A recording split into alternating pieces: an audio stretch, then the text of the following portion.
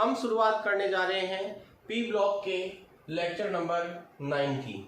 8 lectures इस chapter के मैं आपको पूरे करवा चुका हूं और पिछले लेक्चर में हमने पी ब्लॉक का जो वर्ग नंबर 15 है उसे कंप्लीट कर लिया था। आज इस वीडियो लेक्चर में हम शुरुआत करेंगे पी ब्लॉक के वर्ग नंबर 16 की। मैंने आपको बताया था कि हमारे सिलेबस में पी ब्लॉक में वर्ग 15 से वर्ग 18 तक है, वर्ग 13 और वर्ग 14 आपको 11th क्लास में पढ़ा दिया जाता है। तो यहाँ पर हम बात करेंगे आज वर्ग नंबर 16 की और उसे शुरू करेंगे। तो देखिएगा, वर्ग 16 में आपको सबसे पहली बात याद रखनी है कि इस वर्ग में कौन कौन से तत्व हैं। इस वर्ग में ऑक्सीजन, सल्फर, सेलेनियम, टेलुरियम और पोलोनियम को रखा गया है। इस वर्ग में ऑक्सीजन, सल्फर, सेलेनियम, टेलुरियम और पोलोनियम को रखा गया है। इनमें से प्रथम दो तत्व यानी ऑक्सीजन और सल्फर अधातु है। अगले दो तत्व सेलेनियम और टेलुरियम उपधातु है और अंतिम जो तत्व है वो है पोलोनियम और यह है एक रेडियो एक्टिव धातु है। ठीक है, तो बताओ वर्ग नंबर 16 में कौन कौन से तत्वों को रखा गया है। ऑक्सीजन, सल्फर, सेलेनियम, टेलुरियम और पोलोनियम को। ठीक है, इसके बाद में सबसे पहली बात आपको वर्ग 16 के तत्वों का सामान्य इलेक्ट्रॉनिक विन्यास ध्यान होना चाहिए। वर्ग 16 के तत्वों का सामान्य इलेक्ट्रॉनिक विन्यास होता है NH2NP4। मैंने आपको बताया था कि वर्ग 15 के तत्वों का सामान्य इलेक्ट्रॉनिक विन्यास NH2NP3 होता है और हम जानते हैं वर्ग 16 जो है वो वर्ग 15 के ठीक आगे आता है, इसलिए वर्ग 16 के तत्वों का सामान्य इलेक्ट्रॉनिक विन्यास क्या होगा NH2NP4, जहां N आवर्त संख्या है। क्या है बच्चों? आवर्त संख्या। चलिएगा, बताइएगा कि वर्ग 16 के तत्वों के बाह्यतम कोष में इलेक्ट्रॉन की संख्या कितनी होती है? 6। 2 इलेक्ट्रॉन S उपकोष में होते हैं और 4 इलेक्ट्रॉन P उपकोष में होते हैं। इसके बाद में अगली बात, परमाणु आकार।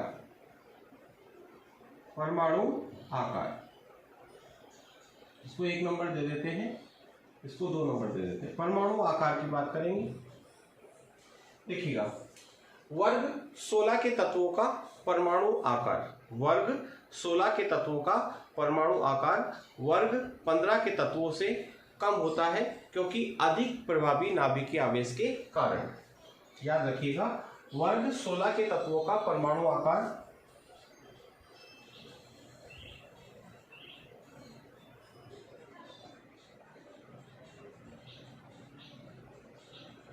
वर्ग 15 के तत्वों से कम होता है। कारण क्या है इसका? अधिक प्रभावी नाभिकीय आवेश यानी जेड इफेक्टिव, अधिक जेड इफेक्टिव। क्लास 11 में आपको पढ़ाया जाता है कि आवर्त सारणी में जब हम बाएं से दाएं जाते हैं तो प्रभावी नाभिकीय आवेश का मान बढ़ता है और प्रभावी नाभिकीय आवेश का मान बढ़ने के कारण आकार में कमी आती है। तो देखिएगा, ये वर्ग 15 है और ये वर्ग 16। इसका मतलब वर्ग 16 वर्ग 15 के दाईं ओर उपस्थित है। इसका मतलब हम कह सकते हैं कि वर्ग 16 के तत्वों का जेड इफेक्टिव वर्ग 15 के तत्वों से अधिक होगा और अधिक जेड इफेक्टिव के कारण से अधिक प्रभावी नाभिकीय आवेश के कारण वर्ग 16 के तत्वों का परमाणु आकार वर्ग 15 के तत्वों से क्या होता है? कम होता है। जैसे यहाँ पर नाइट्रोजन है और यहाँ पर क्या है? ऑक्सीजन। तो बताओ परमाणु आकार ऑक्सीजन का नाइट्रोजन से क्या होगा? कम होगा। जैसे यहाँ पर फॉस्फोरस है और यहाँ पर क्या है, सल्फर। ये वर्ग 15 है और ये वर्ग 16 है। तो बताओ फॉस्फोरस का परमाणु आकार सल्फर से क्या होगा, बड़ा। इसका मतलब हम कह सकते हैं वर्ग 16 के तत्वों का परमाणु आकार वर्ग 15 के तत्वों से क्या होता है, कम। लेकिन इस प्रकार का क्वेश्चन बोर्ड एग्जाम में नहीं पूछा जाता, लेकिन आपको ध्यान होना चाहिए। इसके बाद में वर्ग में ऊपर से नीचे जाने पर, वर्ग में ऊपर से नीचे जाने पर, वर्ग में ऊपर से नीचे जाने पर परमाणु आकार में वृद्धि होती है।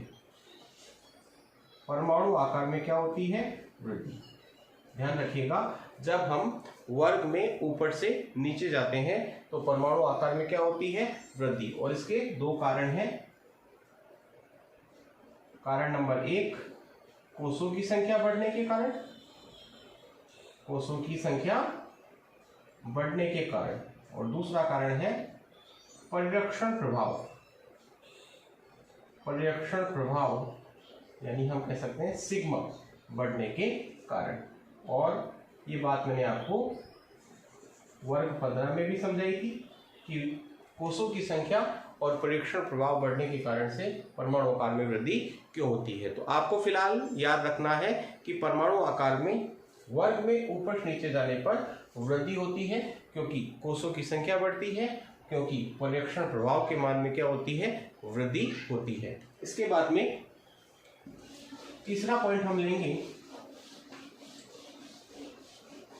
आयनन एंथैल्पी। आयनन एंथैल्पी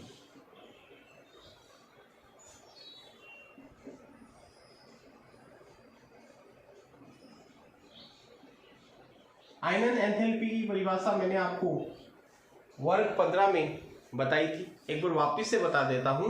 किसी विलगित गैसीय परमाणु के, किसी विलगित गैसीय परमाणु के बाह्यतम कोश में से एक इलेक्ट्रॉन पृथक करने के लिए आवश्यक ऊर्जा क्या कहलाती है, आयनन एंथैल्पी कहलाती है। किसी विलगित गैसीय परमाणु के बाह्यतम कोश में से एक इलेक्ट्रॉन को पृथक करने के लिए, रिमूव करने के लिए आवश्यक ऊर्जा क्या कहलाती है, आयनन एंथैल्पी कहलाती है। अब यहां पर आपको दो बातें ध्यान रखनी है। नंबर 1, वर्ग 16 के तत्वों का आयनन विभव, वर्ग 16 के तत्वों का आयनन विभव वर्ग 15 के तत्वों से, वर्ग 15 के तत्वों से कम होता है।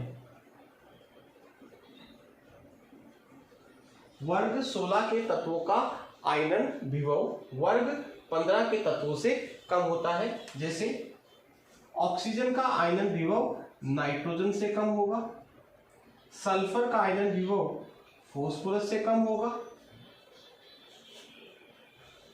सेलेनियम का आयनन विभव आर्सेनिक से क्या होगा, कम होगा। इसी प्रकार आगे हम बढ़ेंगे तो देखिएगा वर्ग 16 के तत्वों का आयनन विभव वर्ग 15 के तत्वों से कम होता है। ये क्वेश्चन आपसे बोर्ड एग्जाम में पूछा जा सकता है। या फिर हम इसको इस प्रकार भी बोल सकते हैं कि वर्ग 15 के तत्वों का आयनन विभव, वर्ग 15 के तत्वों का आयनन विभव वर्ग 16 के तत्वों से अपने आवर्त के वर्ग 16 के तत्वों से क्या होता है, अधिक होता है। इसका कारण क्या है बच्चों, कारण है कि वर्ग 15 के तत्वों का इलेक्ट्रॉनिक विन्यास अर्धपूरित होता है। वर्ग 15 के तत्वों का इलेक्ट्रॉनिक विन्यास क्या होता है, अर्धपूरित। और हम जानते हैं अर्धपूरित विन्यास स्थायी होता है। अर्धपूरित विन्यास क्या होता है बच्चों, स्थायी होता है। और स्थायी इलेक्ट्रॉनिक विन्यास से इलेक्ट्रॉन को रिमूव करने के लिए, पृथक करने के लिए हमें तुलनात्मक रूप से अधिक ऊर्जा की क्या होगी, आवश्यकता होगी। यही कारण है कि वर्ग 15 के तत्वों का आयनन विभव वर्ग 16 के तत्वों के आयनन विभव से क्या होता है, अधिक। जैसे हम बात करें नाइट्रोजन का यदि हम बाह्यतम कोष का इलेक्ट्रॉनिक विन्यास लिखें तो 2s2 2p3 होगा, और ऑक्सीजन के बाह्यतम कोष का इलेक्ट्रॉनिक विन्यास लिखें तो 2s2 2p4 होगा। 2s2 2p3 जो इलेक्ट्रॉनिक विन्यास है वो एक स्थायी इलेक्ट्रॉनिक विन्यास है। क्यों? क्योंकि यह एक अर्धपूरित इलेक्ट्रॉनिक विन्यास है। कैसा विन्यास है? अर्धपूरित। और अर्धपूरित इलेक्ट्रॉनिक विन्यास स्थायी होता है, और स्थायी इलेक्ट्रॉनिक विन्यास से यदि आप इलेक्ट्रॉन निकालना चाहोगे तो आपको तुलनात्मक रूप से किसकी तुलना में? ऑक्सीजन की तुलना में, इसमें फास्फोरस में सल्फर की तुलना में आपको ऊर्जा क्या देनी पड़ेगी? ज्यादा। यहाँ पे इलेक्ट्रॉन आसानी से निकल जाएगा। क्यों निकल जाएगा? क्यों? क्योंकि यहाँ पर 2p4 विन्यास है। यदि एक इलेक्ट्रॉन यहाँ से आप निकालते हो तो ऊर्जा की कम आवश्यकता होगी। क्यों? क्योंकि ये आसानी से दे देगा, क्योंकि इसको पता है जैसे ही मैं इलेक्ट्रॉन दूंगा तो मेरा विन्यास क्या हो जाएगा? स्थायी हो जाएगा। 2p4 से 2p3 हो रहा है तो ये इलेक्ट्रॉन देना चाहेगा। और क्या ये इलेक्ट्रॉन देना चाहेगा? क्या नहीं देना चाहेगा? क्यों नहीं देना चाहेगा? क्योंकि ये अर्धपूरित इलेक्ट्रॉनिक विन्यास है। अर्धपूरित इलेक्ट्रॉनिक विन्यास से इलेक्ट्रॉन निकालना आसान नहीं होता। क्यों नहीं होता? क्योंकि ये क्या होता है? स्थायी विन्यास होता है। जैसे हम फास्फोरस की बात करें तो इसके बाह्यतम कोष का इलेक्ट्रॉनिक विन्यास होगा 3s2 3p3, और सल्फर के बाह्यतम कोष का इलेक्ट्रॉनिक विन्यास होगा 3s2 3p4। यहां से इलेक्ट्रॉन निकालना मुश्किल है। क्यों है मुश्किल? क्योंकि स्थायी विन्यास है। स्थायी विन्यास से इलेक्ट्रॉन निकालना मुश्किल होता है, क्योंकि अगर आप उसका इलेक्ट्रॉन निकाल लोगे तो वो स्थायी विन्यास अब अस्थायी हो जाएगा। और क्या स्थायी विन्यास अपने आप को अस्थायी करना चाहेगा? क्या नहीं करना चाहेगा। तो यहाँ से इलेक्ट्रॉन निकालना क्या होगा? मुश्किल, और यहाँ से इलेक्ट्रॉन निकालना क्या होगा? आसान होगा। इसलिए फास्फोरस का आयनन विभव सल्फर से क्या होता है? ज्यादा। और ये प्रश्न बोर्ड एग्जाम में पूछा भी जा सकता है कि नाइट्रोजन का आयनन विभव ऑक्सीजन से ज्यादा क्यों होता है? तो आपका आंसर होगा कि नाइट्रोजन का इलेक्ट्रॉनिक विन्यास अर्धपूरित होता है, जो कि एक स्थायी इलेक्ट्रॉनिक विन्यास है, और स्थायी इलेक्ट्रॉनिक विन्यास से इलेक्ट्रॉन निकालने के लिए हमें अधिक ऊर्जा की क्या होगी? आवश्यकता। इसलिए नाइट्रोजन का आयनन विभव ऑक्सीजन से क्या होता है? ज्यादा होता है। इसके बाद में अगली बात आपको ध्यान रखनी है, आयनन एंथैल्पी में, या आयनन विभव भी कहते हैं इसको, एक ही बात होती है। फिजिक्स में थोड़ा अलग होता है। यहाँ पर हमें आयनन एंथैल्पी और आयनन विभव एक ही मानना है। देखिएगा, वर्ग में ऊपर से नीचे जाने पर, वर्ग में ऊपर से नीचे जाने पर, वर्ग में ऊपर से नीचे जाने पर आयनन विभव या आयनन एंथैल्पी, आयनन एंथैल्पी का मान का मान घटता है। आयनन एंथैल्पी का मान घटता है। क्यों? क्योंकि परमाणु आकार बढ़ता है। कारण क्या है? परमाणु आकार बढ़ने के कारण, परमाणु आकार बढ़ने के कारण। वर्ग में जब हम ऊपर से नीचे जाते हैं तो तत्वों का परमाणु आकार बढ़ता है। अभी मैंने आपको परमाणु आकार बताया था। परमाणु आकार बढ़ता है कि नहीं बढ़ता? बढ़ता है ना। सबसे छोटा आकार किसका होता है? ऑक्सीजन का, उससे बड़ा सल्फर का, उससे बड़ा सेलेनियम का, उससे बड़ा टेलुरियम का, उससे बड़ा पोलोनियम का। ये बताया था मैंने कि वर्ग में ऊपर से नीचे जाने पर परमाणु आकार बढ़ेगा।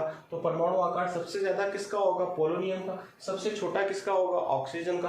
और जब सबसे छोटा जिसका परमाणु आकार होगा उसका बाह्यतम कोष नाभिक के उतना ही नजदीक होगा, नाभिक का बाह्यतम कोष पर आकर्षण उतना ही ज्यादा होगा।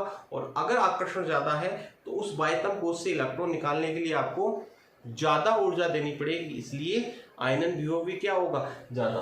तो बताओ आयनन विभव का क्रम क्या होगा, या आयनन एंथैल्पी का क्रम क्या होगा? आयनन एंथैल्पी सबसे ज्यादा होगी ऑक्सीजन की, फिर उससे कम होगी सल्फर की, उससे कम होगी सेलेनियम की, उससे कम होगी टेलुरियम की, और उससे कम किसकी होगी? पोलोनियम की। तो ये आयनन एंथैल्पी का क्रम आपको ध्यान रखना है। ये क्रम आपसे नहीं पूछा जाता बोर्ड एग्जाम में। आपसे ये जरूर पूछा जा सकता है कि वर्ग 15 के तत्वों का आयनन विभव या आयनन एंथैल्पी वर्ग 16 के तत्वों से अधिक क्यों होती है या क्यों होता है? तो उसका कारण मैंने आपको बता दिया। ये बात आप ध्यान रखिएगा, हमारे आगे काम में आएगी। इसके बाद में नंबर 4 है धात्विक गुण। नंबर 4 है बच्चों धात्विक गुण। वर्ग में जब हम ऊपर से नीचे जाते हैं, वर्ग में जब हम ऊपर से नीचे जाते हैं। तो अभी मैंने आपको बताया कि आयनन विभव में कमी आती है, आयनन विभव में कमी आती है, और आयनन विभव में कमी आने का मतलब है कि इलेक्ट्रॉन के त्यागने की प्रवृत्ति बढ़ती है। सही बात है कि नहीं है? इलेक्ट्रॉन के त्यागने की प्रवृत्ति बढ़ती है, और इलेक्ट्रॉन के त्यागने की प्रवृत्ति यदि बढ़ेगी तो बताओ धात्विक गुणों में क्या होगी? वृद्धि होगी। तो वर्ग में जब हम ऊपर से नीचे जाते हैं, ऊपर से नीचे जाने पर धात्विक गुणों में वृद्धि होती है। धात्विक गुणों में क्या होती है? वृद्धि, और इसका कारण है आयनन विभव या आयनन एंथैल्पी घटने के कारण। आयनन एंथैल्पी या आयनन विभव घटने के कारण। तो बताओ, यदि हम बात करें ऑक्सीजन, सल्फर, सेलेनियम, टेलुरियम और पोलोनियम की, तो सबसे ज्यादा धात्विक गुण किसमें होंगे? पोलोनियम में। सबसे कम धात्विक गुण किसमें होंगे? ऑक्सीजन में। और हम ये जानते हैं, अभी आपको पढ़ाया था कि ऑक्सीजन और सल्फर क्या होते हैं? अधातु होते हैं। ये दोनों क्या होते हैं? उपधातु होते हैं। और पोलोनियम क्या होता है? धातु। ठीक है, रेडियो एक्टिव धातु होती है। ठीक है, तो बताओ, आप देख रहे हो कि जब हम ऊपर से नीचे जा रहे हैं तो अधातु से पहले उपधातु हुआ, उपधातु से क्या हुआ? धातु। इसका मतलब धात्विक गुणों में क्या हुई? वृद्धि। और धात्विक गुण क्यों बढ़ते हैं? क्योंकि आयनन विभव घटने के कारण। तो आपसे यहाँ पर क्वेश्चन पूछा जा सकता है कि पोलोनियम एक धातु है, पोलोनियम एक धातु है और ऑक्सीजन एक अधातु है, कारण बताइए। तो आपका कारण होगा कि ऑक्सीजन का आयनन विभव अधिक होता है और पोलोनियम का आयनन विभव कम होता है, इसलिए पोलोनियम की इलेक्ट्रॉन त्यागने की प्रवृत्ति ज्यादा होती है और ऑक्सीजन की नहीं होती। इसका मतलब पोलोनियम एक धातु है और ऑक्सीजन क्या है? अधातु। ठीक है, तो आयनन विभव से आप इसको रिलेट करेंगे और आंसर बताएंगे। इसके बाद में पांचवा जो पॉइंट है हमारा, वो है इलेक्ट्रॉन लब्धि एंथैल्पी। इलेक्ट्रॉन लब्धि एंथैल्पी। तो सबसे पहली बात, हमें इलेक्ट्रॉन लब्धि एंथैल्पी क्या होती है इस बात को समझना होगा। तो मान लीजिएगा हमारे पास एक परमाणु है,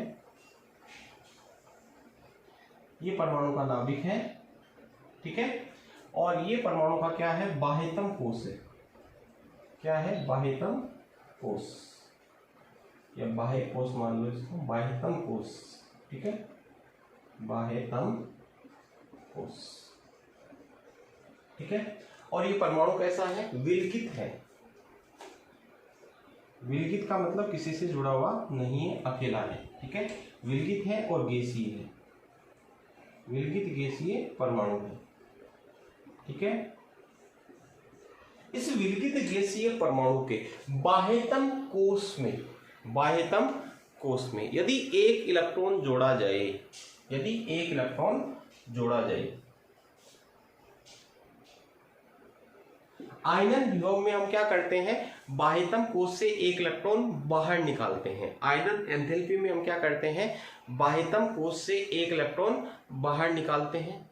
इलेक्ट्रॉन लब्धि एंथैल्पी में क्या किया जाता है? बाह्यतम कोश में एक इलेक्ट्रॉन जोड़ा जाता है। बाह्यतम कोश में एक इलेक्ट्रॉन जोड़ा जाता है। जैसे ही आप इस इलेक्ट्रॉन को जोड़ते हो तो ऊर्जा का या तो उत्सर्जन होता है, ऊर्जा का या तो उत्सर्जन होता है या ऊर्जा का अवशोषण होता है।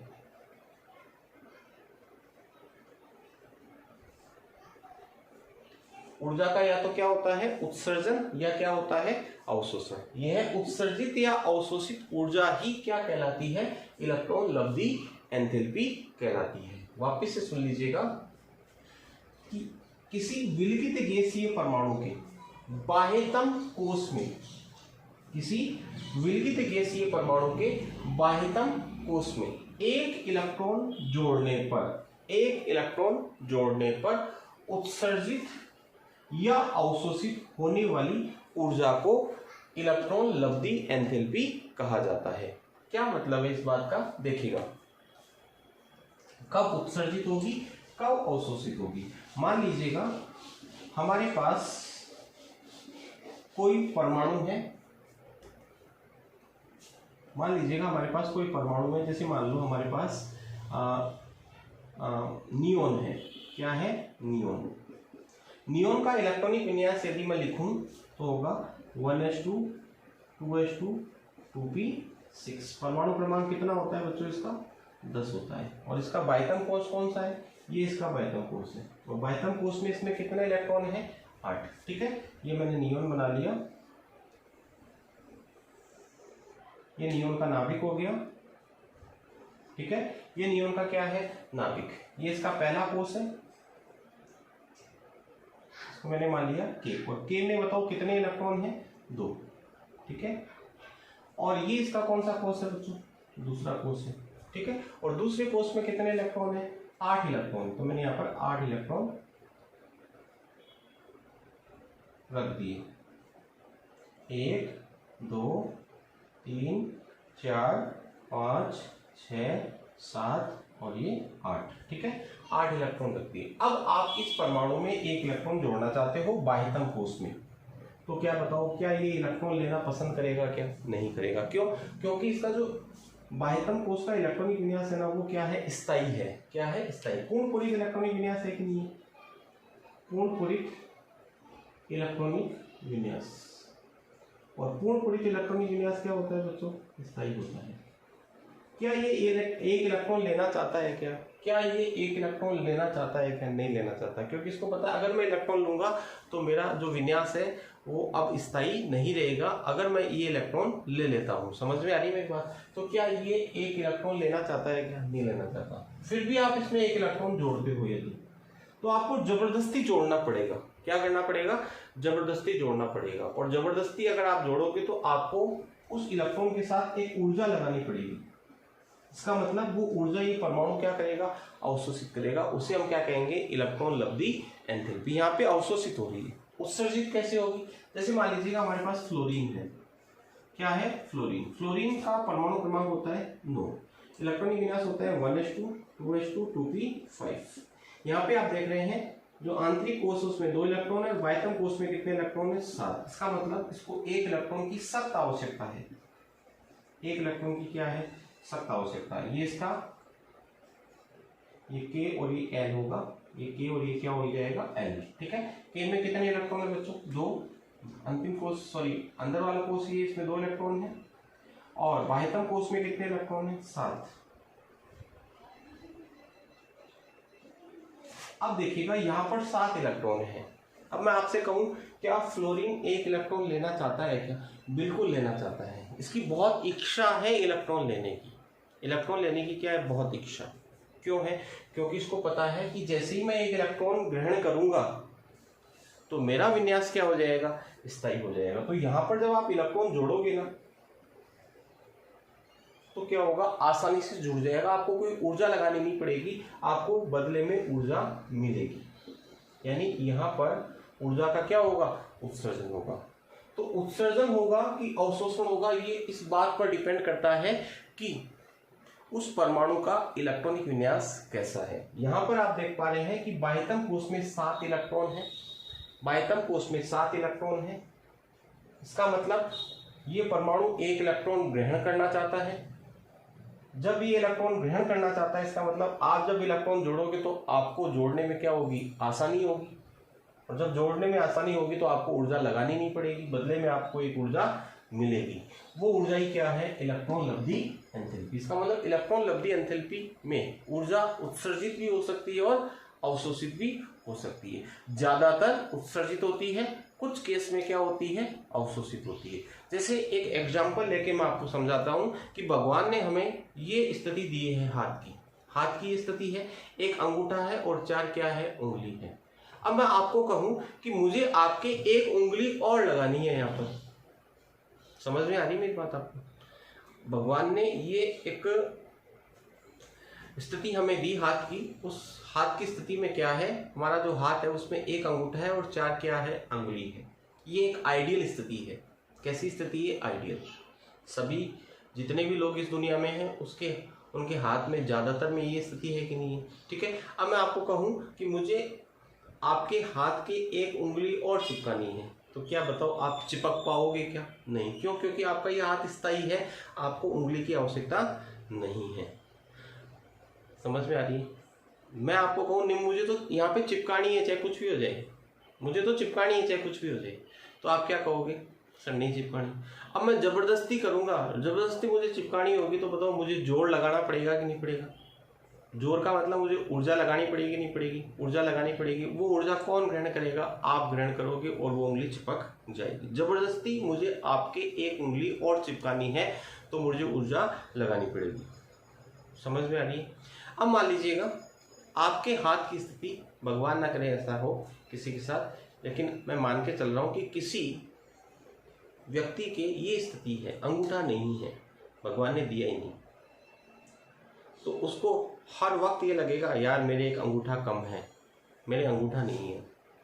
अब मैं उसके पास गया और मैंने कहा मुझे तेरे अंगूठा चिपकाना है। वो कहेगा सर चिपका दो, मैं तो चाहता ही यही हूँ, मैं तो चाहता ही यही हूँ, बदले में मैं आपको गिफ्ट और दूंगा, मैं आपको पैसे और दूंगा अगर आप अंगूठा चिपका देते हो। क्यों? क्योंकि उसके पास अंगूठे की कमी है। तो जिस चीज़ की कमी होती है वो चीज़ यदि हम उसको दें तो वो हमें क्या देता है? एनर्जी देता है in the form of money. यहाँ पर इलेक्ट्रॉन की क्या थी? कमी थी। एक इलेक्ट्रॉन उसको चाहिए था ताकि उसका विन्यास क्या हो जाए? स्थायी। तो जैसे ही आप इलेक्ट्रॉन यहाँ जोड़ोगे तो बदले में ऊर्जा मिलेगी। और यहाँ पर क्या होगा? यहाँ पर इलेक्ट्रॉन की इसको आवश्यकता ही नहीं है। ये आप इलेक्ट्रॉन जोड़ोगे ये कहेगा नहीं चाहिए, आप जोड़ोगे ये कहेगा नहीं चाहिए, आप जबरदस्ती जोड़ोगे अगर तो आपको ऊर्जा लगानी पड़ेगी। तो यहाँ पर अवशोषित होगी और यहाँ पर क्या होगी? उत्सर्जित होगी। तो इलेक्ट्रॉन लब्धि एंथैल्पी का मतलब आप समझ गए होंगे। किसी विलगित गैसीय परमाणु के बाह्यतम कोश में एक इलेक्ट्रॉन जोड़ने पर उत्सर्जित या अवशोषित होने वाली ऊर्जा को क्या कहा जाता है? इलेक्ट्रॉन लब्धि एंथैल्पी कहा जाता है। यदि ऊर्जा उत्सर्जित होती है तो डेल्टा एच नेगेटिव होगा। डेल्टा एच क्या होगा? नेगेटिव। ठीक है। और यदि ऊर्जा का अवशोषण होता है तो डेल्टा एच क्या होगा? पॉजिटिव होगा। अधिकांश तत्वों के लिए इलेक्ट्रॉन लब्धि एंथैल्पी यानी डेल्टा एच का मान क्या होता है? नेगेटिव। अधिकांश कैसा होता है? नेगेटिव। और कुछ केस में ये क्या होता है? पॉजिटिव। जैसे वर्ग नंबर 18 के जो तत्व हैं वो इलेक्ट्रॉन ग्रहण नहीं करना चाहते, इसलिए उनकी इलेक्ट्रॉन लब्धि एंथैल्पी धनात्मक होती है, और जो बाकी तत्व हैं उनकी क्या होती है? ऋणात्मक होती है। चलेगा। अब हम बात करते हैं वर्ग 16 के तत्वों की इलेक्ट्रॉन लब्धि एंथैल्पी की। देखिएगा, वर्ग 16 में जब हम ऊपर से नीचे जाते हैं, ऊपर से नीचे जाने पर, ऊपर से नीचे जाने पर, वर्ग 16 में जब हम ऊपर से नीचे जाते हैं तो बताओ परमाणु आकार क्या होता है? बढ़ता है। परमाणु आकार बढ़ता है। परमाणु आकार बढ़ने के कारण से क्या होता है? नाभिक का बाह्यतम कोश पर आकर्षण बल, नाभिक का बाह्यतम कोश पर आकर्षण बल क्या होता है? कम। जैसे एक परमाणु ये है और एक परमाणु ये है, ये छोटा परमाणु है तो इसका नाभिक और इसका जो बाह्यतम कोश है उसके बीच की दूरी कम होगी, और परमाणु यदि बड़ा होगा तो नाभिक और बाह्यतम कोश के बीच की दूरी क्या होगी? ज़्यादा। जब नाभिक और बाह्यतम कोश के बीच की दूरी कम होगी तो नाभिक का बाह्यतम कोश पर आकर्षण बल ज़्यादा होगा, और जब नाभिक और बाह्यतम कोश के बीच की दूरी ज़्यादा होगी अर्थात परमाणु बड़ा होगा तो नाभिक का बाह्यतम कोश पर आकर्षण क्या होगा? कम होगा। इस परमाणु को थोड़ा और बड़ा कर दो तो आकर्षण बल और कम हो जाएगा। इसका मतलब हम कह सकते हैं यहाँ पे आकर्षण ज़्यादा लगेगा नाभिक का बाह्यतम कोश पर, और यह आकर्षण क्या होगा? कम होगा। ठीक है। तो जैसे जैसे परमाणु का आकार बढ़ता है नाभिक का बाह्यतम कोश पर आकर्षण बल क्या होता जाता है? कम होता जाता है। और नाभिक का बाह्यतम कोश पर अगर आकर्षण कम होगा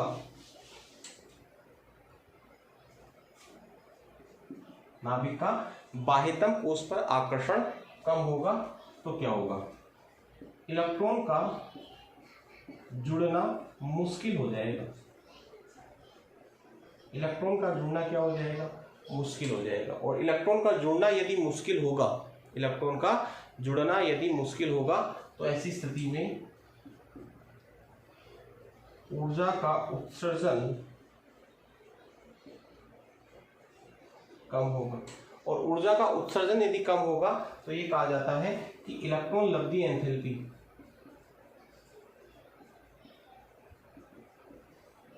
क्या होगी, कम होगी। देखिएगा यहां पर आपको मैं एक बात और बता देता हूं कि इलेक्ट्रॉन जितनी आसानी से जुड़ता है,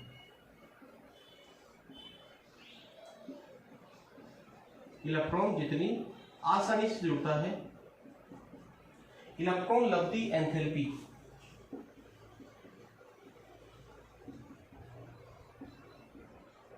उतनी ही ज्यादा होती है। देखो इलेक्ट्रॉन लब्धि एंथैल्पी जो है वो यदि डेल्टा एच के रूप में प्रदर्शित करूं तो नेगेटिव भी हो सकती है और वो क्या हो सकती है, पॉजिटिव भी हो सकती है। नेगेटिव कब होगी, जब ऊर्जा का क्या होगा, उत्सर्जन। पॉजिटिव कब होगी, जब ऊर्जा का क्या होगा, अवशोषण। ठीक है, तो यहाँ पर एक बात आपको ध्यान रखनी है कि डेल्टा एच का मान जितना ज्यादा नेगेटिव होगा, डेल्टा एच का मान जितना ज्यादा नेगेटिव होगा, अर्थात ऊर्जा का जितना ज्यादा उत्सर्जन होगा, इलेक्ट्रॉन लब्धि एंथैल्पी उतनी ही ज्यादा मानी जाती है। और डेल्टा एच का मान जितना ज्यादा पॉजिटिव होगा, इसका मतलब ऊर्जा का उतना ही ज्यादा अवशोषण होगा, इलेक्ट्रॉन लब्धि एंथैल्पी उतनी ही कम मानी जाती है। तो इलेक्ट्रॉन लब्धि एंथैल्पी ज्यादा मानी जाए इसके लिए क्या कंडीशन है कि डेल्टा एच क्या होना चाहिए, नेगेटिव होना चाहिए। और डेल्टा एच जितना ज्यादा नेगेटिव होगा, इलेक्ट्रॉन लब्धि एंथैल्पी उतनी ही क्या होगी, ज्यादा होगी। डेल्टा एच जितना ज्यादा नेगेटिव होगा, जैसे मान लीजिएगा -200 किलो कैलोरी है और एक है -300 किलो कैलोरी प्रति मोल। ठीक है, तो बताओ ज्यादा इलेक्ट्रॉन लब्धि एंथैल्पी कौन सी होगी, -300। माइनस में ऊर्जा का मान जितना ज्यादा होता है, इलेक्ट्रॉन लब्धि एंथैल्पी उतना ही ज्यादा मानी जाती है। प्लस में जितना ज्यादा होगा ना, इलेक्ट्रॉन लब्धि एंथैल्पी उतनी ही कम मानी जाएगी। अब माइनस में ज्यादा कब होगा, जब इलेक्ट्रॉन आसानी से जुड़ेगा, इलेक्ट्रॉन आसानी से जुड़ेगा। तो इलेक्ट्रॉन जितनी आसानी से जुड़ता है, इलेक्ट्रॉन लब्धि एंथैल्पी उतनी ही ज्यादा होती है। और इलेक्ट्रॉन लब्धि एंथैल्पी ज्यादा होने का मतलब ज्यादा क्या होती है, नेगेटिव होती है। ज्यादा क्या होती है, नेगेटिव, क्योंकि ज्यादा उत्सर्जित होगी। उत्सर्जित होने के लिए ऊर्जा के लिए हम डेल्टा एच को क्या मानते हैं, नेगेटिव मानते हैं। तो बताओ मुझे, इलेक्ट्रॉन जितनी आसानी से जुड़ेगा, इलेक्ट्रॉन लब्धि एंथैल्पी उतनी क्या होगी, ज्यादा। और इलेक्ट्रॉन जितनी मुश्किल से जुड़ेगा, इलेक्ट्रॉन लब्धि एंथैल्पी उतनी क्या होगी, कम होगी। तो यहाँ पे आप देखिएगा इलेक्ट्रॉन का जुड़ना क्या होगा, मुश्किल। जब नाभिक का बाह्यतम कोष पर आकर्षण कम होगा तो इलेक्ट्रॉन का जुड़ना क्या हो जाएगा, मुश्किल हो जाएगा। सर जुड़ना क्यों मुश्किल हो जाएगा, देखिएगा ये छोटा परमाणु और ये क्या परमाणु है, बड़ा परमाणु है। छोटे परमाणु में नाभिक का बाह्यतम कोष पर आकर्षण क्या रहता है, ज्यादा। तो जब आप इलेक्ट्रॉन जोड़ोगे तो ये नाभिक उसको जल्दी से क्या कर लेगा, आकर्षित कर लेगा, क्योंकि उसका आकर्षण ज्यादा है, जल्दी से आकर्षित करेगा। इसका मतलब इलेक्ट्रॉन आसानी से जुड़ेगा। यहाँ पर आसानी से जुड़ेगा कि नहीं जुड़ेगा, क्यों, क्योंकि नाभिक का आकर्षण बल ज्यादा है। और यहाँ पर आकर्षण बल क्या है, कम है। तो आप जोड़ोगे तो थोड़ा सा ये कम आकर्षित करेगा, तो थोड़ा सा आपको दिक्कत महसूस होगी, थोड़ी सी दिक्कत महसूस होगी जोड़ने में। समझ में आ रही बात आपकी। जैसे मान लीजिएगा आप पैसों के बड़े लालची हो, ठीक है, तो मैं आपको पैसे दिखाता हूँ, मुझे आपको पैसे देने और आप लालची हो, आप पैसों के बहुत ज़्यादा लालची हो, मैंने मान लिया ऐसा, और मैं आपको पैसे दिखाता हूँ, तो आप तुरंत उनको क्या कर लोगे, ग्रहण। तो मुझे आपको देने में क्या हुई, आसानी हुई कि नहीं हुई, मुझे आपको देने में क्या हुई, आसानी। और आपको पैसों से ज़्यादा मतलब ही नहीं है, आपको पैसे अच्छे नहीं लगते, मान लीजिएगा, और मैं आपको पैसे देना चाहूँ, कर लो, आप कहोगे रहने दो सर, रहने दो, मैं नहीं लेता सर, ले लो यार, नहीं लेता। तो बताओ मुझे ज़बरदस्ती देना पड़ेगा। समझ में आ रही है। तो जितना ज़्यादा आकर्षण होगा, इलेक्ट्रॉन उतनी आसानी से जुड़ेगा। तो बताओ इलेक्ट्रॉन लब्धी एंथैल्पी में क्या आएगी, कमी आएगी। तो इलेक्ट्रॉन का जुड़ना मुश्किल होगा, ऊर्जा का उत्सर्जन कम होगा, इलेक्ट्रॉन लब्धी एंथैल्पी क्या होगी, कम। इसका मतलब इस आधार पर यदि हम देखें तो इलेक्ट्रॉन लब्धी एंथैल्पी का क्रम क्या होना चाहिए, ये होना चाहिए सबसे ज्यादा ऑक्सीजन की, उससे कम सल्फर की, उससे कम सेलेनियम की, उससे कम टेलुरियम की और उससे कम पोलोनियम की। ये इलेक्ट्रॉन लब्धी एंथैल्पी का क्रम होना चाहिए। और अगर ये क्रम होता तो बोर्ड एग्जाम में क्वेश्चन नहीं पूछा जाता। तो सर ये क्रम नहीं होता क्या, ये नहीं होता।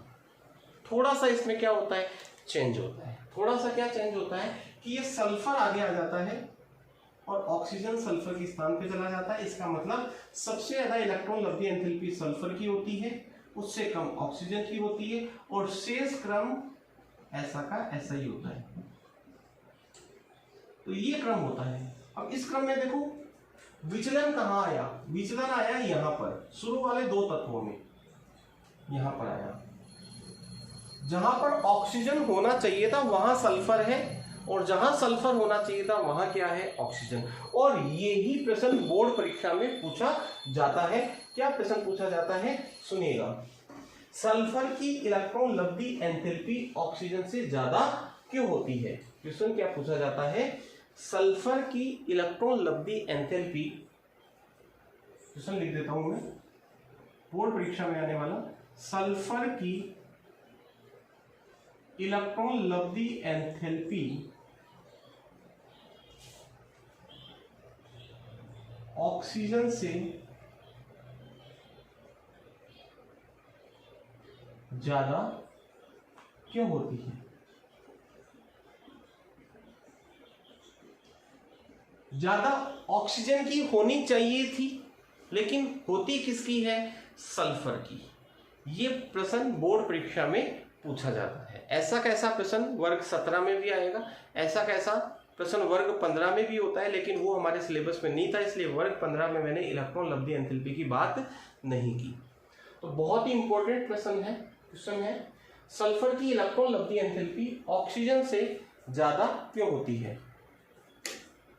देखिएगा इसका क्या आंसर होगा, ऐसा क्यों होता है, इसका क्या कारण होगा।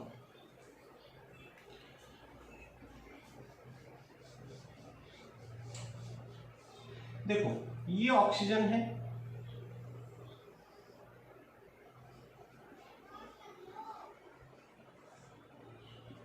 और ये है सल्फर।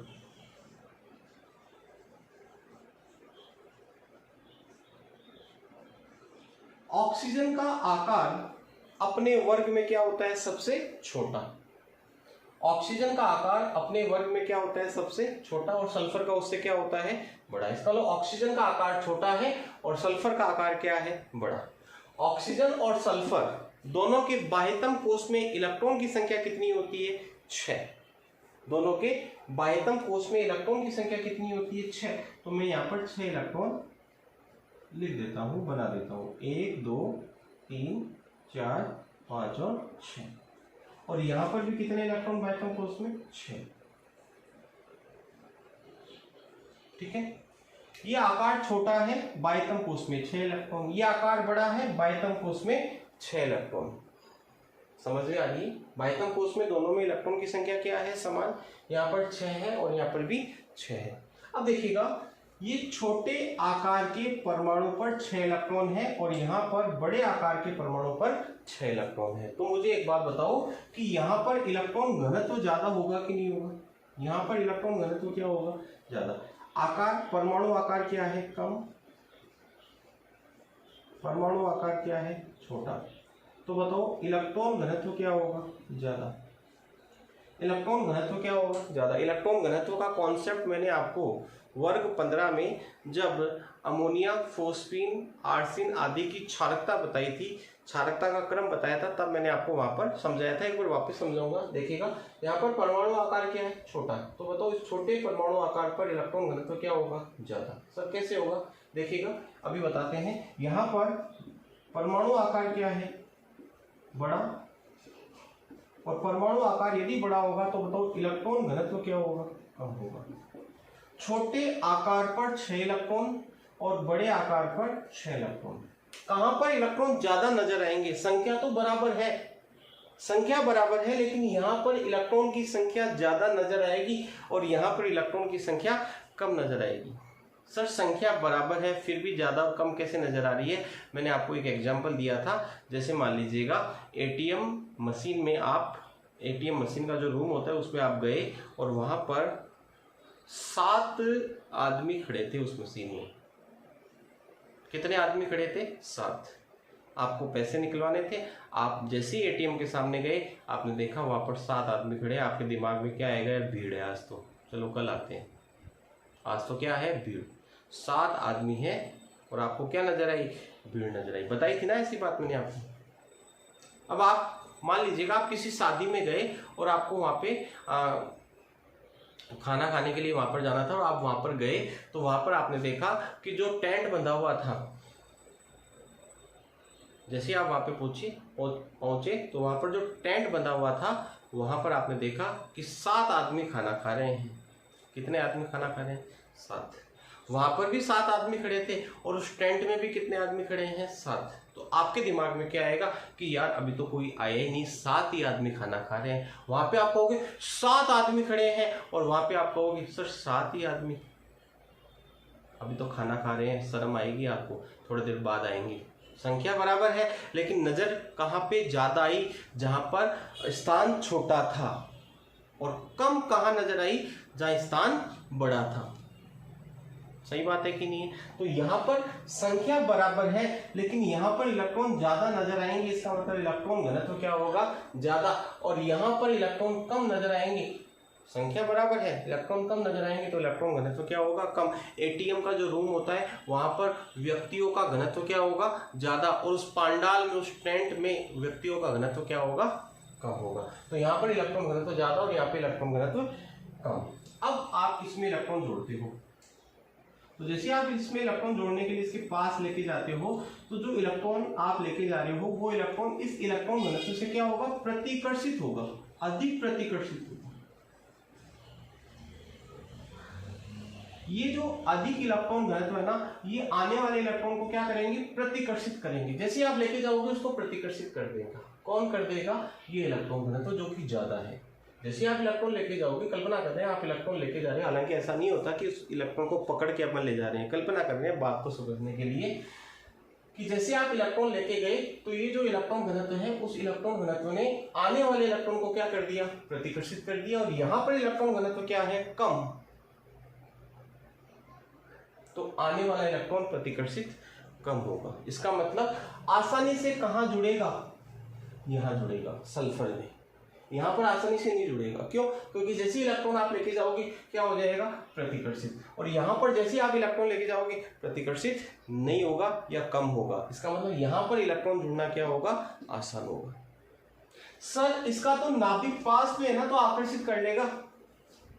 आपने भी थोड़ी देर पहले बताया था भैया नाभिक आकर्षित तब करेगा ना जब वो इलेक्ट्रॉन पास आ पाएगा, जब वो इलेक्ट्रॉन पास आ पाएगा। हम कहते हैं कि चुंबक किसी लोहे की वस्तु को आकर्षित करती है। क्या ये बात पूर्णतया सही है? क्या आकर्षित कब करती है? जब वो लोहे की वस्तु उस चुंबक के चुंबकीय क्षेत्र में आती है। आपने यहाँ पे चुंबक रख दी और 1 किलोमीटर दूर कोई लोहे की वस्तु रखी और आप उसको कहो कि आकर्षित कर तो नहीं रही, कैसे करेगी भैया? वो आकर्षण क्षेत्र में नहीं है, वो चुंबकीय क्षेत्र में ही नहीं है। तो ये नाभिक इसको नो डाउट आकर्षित करता, लेकिन ये इलेक्ट्रॉन इस नाभिक के आकर्षण क्षेत्र में आ ही नहीं पा रहा। क्यों नहीं आ पा रहा? क्योंकि ये जो ज्यादा इलेक्ट्रॉन घनत्व है ना, ये इसको क्या कर रहा है? प्रतिकर्षित। इसका मतलब ऑक्सीजन में इलेक्ट्रॉन जोड़ना मुश्किल है और सल्फर में इलेक्ट्रॉन जोड़ना आसान है। और जब इलेक्ट्रॉन जोड़ना आसान होता है तो इलेक्ट्रॉन लब्धि एंथैल्पी क्या होती है? ज्यादा। और इसी कारण से सल्फर की इलेक्ट्रॉन लब्धि एंथैल्पी ऑक्सीजन से क्या होती है? ज्यादा। मैंने पूरी बात आपको समझा दी, मैं आशा करता हूं आपके समझ में आ गई होगी। अब आपको परीक्षा के लिए डायरेक्टली इस प्रश्न का उत्तर याद रखना है। क्या रखना है? कि ऑक्सीजन का आकार सल्फर से छोटा होता है। ऑक्सीजन का परमाणु आकार सल्फर से छोटा होता है, जिस कारण से ऑक्सीजन पर इलेक्ट्रॉन घनत्व सल्फर की तुलना में ज्यादा होता है। ऑक्सीजन पर इलेक्ट्रॉन घनत्व सल्फर की तुलना में ज्यादा होता है, जिस कारण से जब हम इलेक्ट्रॉन जोड़ते हैं तो ऑक्सीजन का जो अधिक इलेक्ट्रॉन घनत्व है वो आने वाले इलेक्ट्रॉन को, जोड़े जाने वाले इलेक्ट्रॉन को प्रतिकर्षित कर देता है, जिस कारण से ऑक्सीजन में इलेक्ट्रॉन आसानी से बाह्यतम कोश में नहीं जुड़ पाता और इसी कारण ऑक्सीजन की इलेक्ट्रॉन लब्धि एंथैल्पी सल्फर की तुलना में क्या हो जाती है, कम हो जाती है। वापस से सुन लीजिएगा, ऑक्सीजन का परमाणु आकार सल्फर की तुलना में कम होता है, जिस कारण से ऑक्सीजन पर इलेक्ट्रॉन घनत्व ज्यादा होता है और इलेक्ट्रॉन घनत्व ज्यादा होने के कारण आने वाला इलेक्ट्रॉन प्रतिकर्षण महसूस करता है और प्रतिकर्षण महसूस करने के कारण आसानी से नहीं जुड़ पाता और नहीं जुड़ पाने के कारण ही उसकी इलेक्ट्रॉन लब्धि एंथैल्पी सल्फर से क्या हो जाती है, कम। यानी सल्फर की इलेक्ट्रॉन लब्धि एंथैल्पी ऑक्सीजन से क्या हो जाती है, ज्यादा हो जाती है। तो आज के इस लेक्चर में हम इतना ही डिस्कस करेंगे। मैंने आपको क्या क्या पढ़ाया, वर्ग 16 के तत्वों का इंट्रोडक्शन मैंने आपको दिया, सामान्य इलेक्ट्रॉनिक विन्यास क्या होता है वो मैंने आपको बताया, परमाणु आकार के बारे में मैंने आपको बताया, आयनन एंथैल्पी आयनन विभव के बारे में मैंने आपको बताया, धात्विक गुणों के बारे में मैंने आपको बताया और इलेक्ट्रॉन लब्धि एंथैल्पी के बारे में आपको बताया। कल के लेक्चर में हम बात करेंगे विद्युत ऋणता की। विद्युत ऋणता ज़्यादा इंपॉर्टेंट नहीं है, इलेक्ट्रॉन लब्धि एंथैल्पी बहुत ज़्यादा इंपॉर्टेंट है विद्युत ऋणता की। और उसके बाद में हम बात करेंगे ऑक्सीकरण अवस्था और रासायनिक अभिक्रियाशीलता की। यदि आपको वीडियो अच्छा लगा हो तो लाइक कीजिएगा, चैनल पर नए आए हैं तो सब्सक्राइब जरूर कीजिएगा। मिलते हैं अगले वीडियो लेक्चर में, तब तक के लिए बाय बाय, थैंक यू, जय हिंद, जय भारत।